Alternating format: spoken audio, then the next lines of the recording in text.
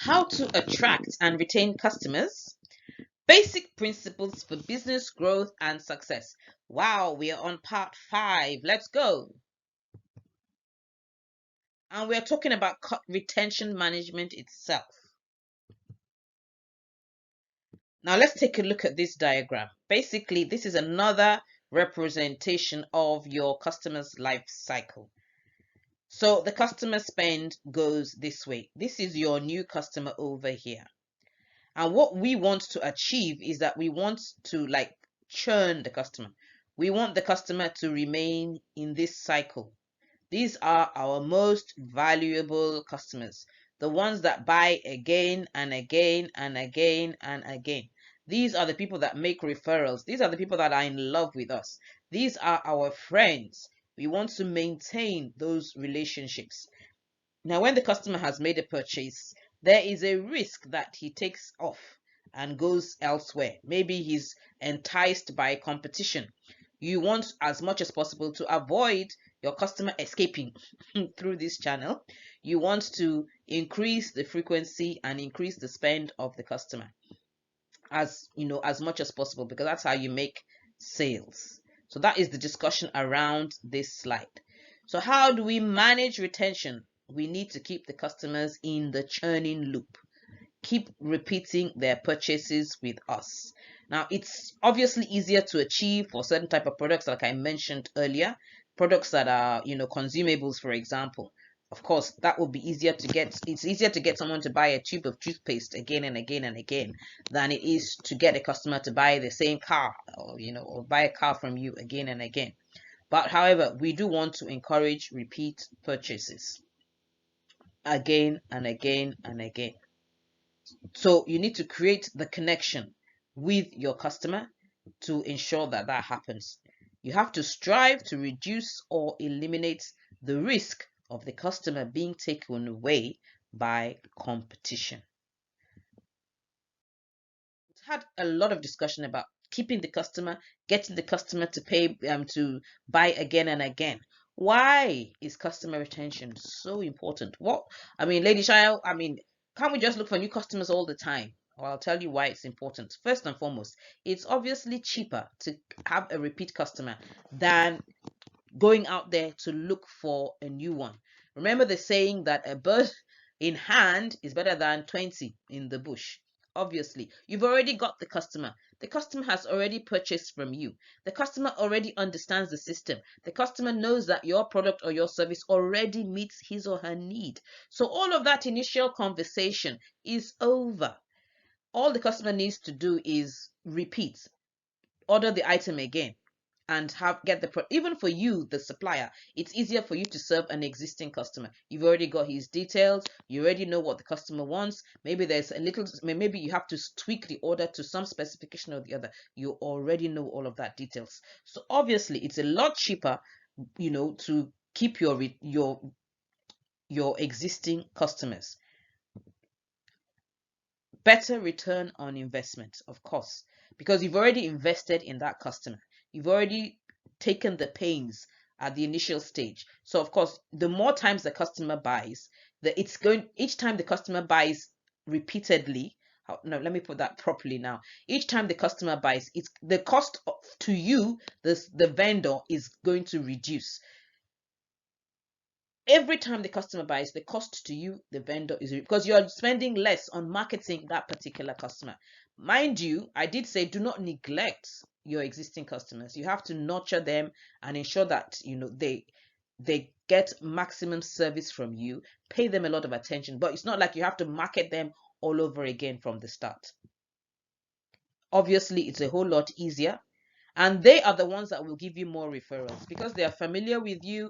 They understand your system. They've used your product over and over again. They know how good it is. They are the ones that will give you all the referrals you need. And of course, it will lead to much better profits. It costs about 5 times as much to attract a new customer than to keep an existing one. So this is a statistic. 5 times. So it's much, much better for you and cheaper for you to keep your existing customers at all costs. Now let's move on. How do we now retain our customers? Deeper customer insight. So this discussion, all our discussion has been about, getting customer insight. Getting customer insight. All of our discussion. Understanding our customers, understanding where their pain points are, understanding how we can meet them, understanding what their behavior, their demographics are, understanding everything about the customer so that we can do what? Serve them better, market our products and our services to them better. So the more information you have about your customer, the better your marketing will be and the better you will be able to reach them. Also, you're improving your relationship management. So if you have enough insight, your relationship management, of course, is going to be a lot better. And then you can now customize your service to have to give to give the customer a personalized experience. So customers value that so much. If you know that your customer's favorite color is green, for example, I mean, that's a tiny touch, but the customer will appreciate it. So your customer insights, you need to continuously understand how your customers behave and what they respond to, especially that thing. What do they respond to? Relationship feedback, communication is vital. Get feedback. What is working, what does not work, and ensure that your customer experience is always seamless. You must give your best each and every time. So what should our customer retention strategy look like? So we've talked about how to analyze the customer, we've done customer segmentation, we've done customer profiling, we've looked at the customer life cycle, we've seen how the journey starts and where the journey ends, and we've seen how we can put that customer into a wheel where the customer makes repeat purchases again and again and again. So now let's now begin to design our retention strategy. What exactly should the strategy look like? What are the things that we must keep in mind? We must ensure that one, reach, which is our initial acquisition stage for our customer. They are trying to make a decision and they are researching and asking questions. So how much information do we provide? That's why when you get to some websites, you see they have courses, a lot of information. Why? They are trying to help you get the information you need to take the right decision. So they're already providing you with answers to some of the research or the evaluation that the customer is trying to do. So they're asking questions, and at this stage, you should have a strategy to reach out to people who are asking specific questions. You can offer so that you can offer your solutions. Now, when you get to the convert stage, the customer has gained all the information that he or she wants and has decided to buy your product or service. So you should make your conversion stage very simple. Don't let it end here. You need to strive to nurture the relationship and make the customer a repeat customer. Here you nurture a relationship, offer your products, your upselling, your cross-selling, and of course, like I said, get feedback. So all of this has to be seamless for the customer. The customer should not be frustrated at any point in this three chain. Ensure your customer is satisfied with your offering, and then you can encourage referrals and upsell and cross-sell to the customer. So your strategy must have all these three things in mind. And like I mentioned earlier, you see websites that have so much information. They are helping the customer make that initial decision. They are providing the customer with information that the customer is looking for.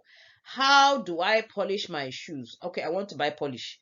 What type of polish? I want to polish my shoes. What type of polish should I buy?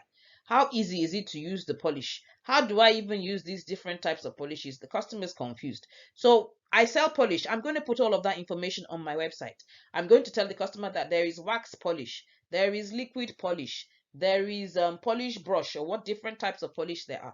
So that immediately the customer comes to my website, he's seeing an answer to all of these problems. Most likely when he's searching from the onset, he's going to type in how to polish shoes or different types of polish.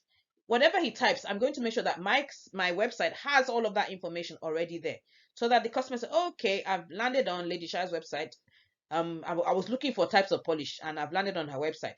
So while he's reading through the types of polish, I'm going to have ads popping in saying, buy this polish, or buy that polish. She's just finished reading about wax polish. I'm going to have an ad jumping in there to say, buy my wax polish. So what am I doing? I'm providing a solution to the information, at the same time guiding the customer to the product that is likely to meet the customer's need. Your strategy, your retention strategy, should have all those three things in mind. Now, your strategy should be valuable, simple, it should be impactful, and it should be personal. How many times have we joined loyalty plans that are not valuable? In fact, they're not only not valuable, they are not simple, they are very complicated. I'll give you an example. What do they flyer miles? If you're a frequent flyer, and the airline will tell you that the more miles you fly, you can get a discount or you get a free ticket, that kind of thing. I remember that during my MBA, I was flying frequently, and I don't want to mention the airline. The particular airline offered me, oh, if you fly with us, you will get extra miles. So what I did was that I made sure that all my trips I was on that particular airline, with the intent to gather enough flying miles so that I could get a discount. It was, in fact, the strategy was, I don't even know what to say. It was not valuable to me at all. After spending so much money to gather the miles, I think the only day I tried to use it, they told me they gave me so many clauses that for me to use this number of miles, I still have to pay this amount of money, and the amount of money they're asking me to pay is almost equal to the normal. I mean, there was hardly little or no difference. So I'm asking myself, with all the miles I had accumulated, you mean that doesn't really add up to anything? So how is that plan valuable to me? And secondly, it was very confusing. So they had different stratas of types of tickets. I was buying premium tickets all the while, thinking that when I buy a premium ticket, I get an extra, the miles I get are more, which I felt would add up and give me some level of discount in the sometime in the future. At the end of the day, the whole discount didn't really make any difference. I still spent so much money. It was, in fact, it was just a disaster, so to say. So what did I do? Is like, that's the last time I'm going to listen to this particular airline and their loyalty strategy. I'm no longer going to be loyal to that airline because it doesn't make any sense. You do not want that for your customer. So whatever strategy you're going to devise, and we'll talk about the different types of strategies that you can implement, it must be valuable to the customer. The customer must perceive it as adding value to them.